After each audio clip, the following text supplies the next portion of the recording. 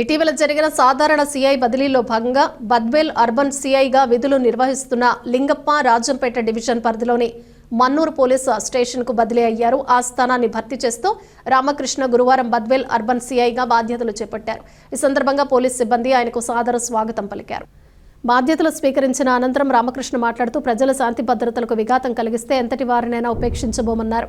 బద్వేల్ పట్టణంలో ట్రాఫిక్ సమస్య తీవ్రంగా ఉందని, ట్రాఫిక్ నియంత్రణకు కఠిన చర్యలు తీసుకుంటామని తెలిపారు. యువత గంజాయి, జూదం వంటి వ్యసనాలకు దూరంగా ఉండి తమ బంగారు భవిష్యత్తును కాపాడుకోవాలని సూచించారు.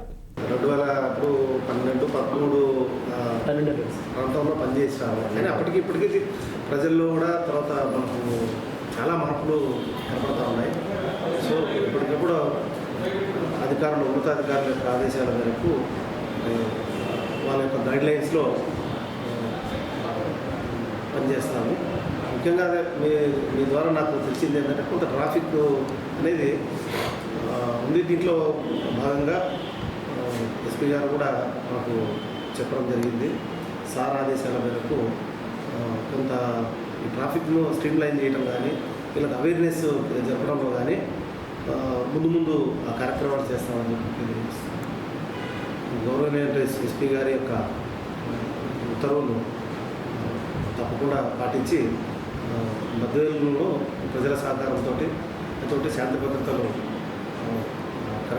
మెయింటైన్ చేసేటట్టుగా, పబ్లిక్ ఆర్డర్ మెయింటైన్ అయ్యేటట్టుగా పనిచేస్తాం.